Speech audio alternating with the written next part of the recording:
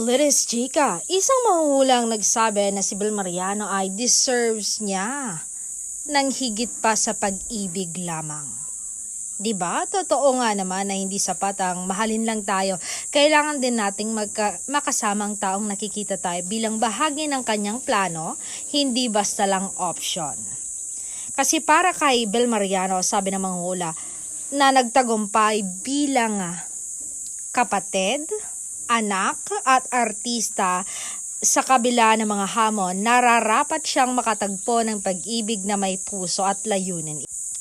Isang pag-ibig na hindi lang nangangako, kundi gumagawa ng paraan para makamit ang magandang kinabukasan ng magkasama.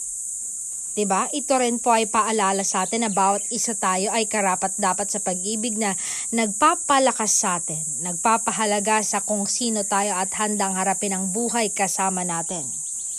Si Donnie Pangilinan, siya ba ang nararapat kay Bel? Yan ang hirit ko. Sa ading manghuhula, ewan ko, hindi ko masabi dahil mahirap mabasa si Donnie, lalo na tungkol sa nararamdaman niya sa aktres.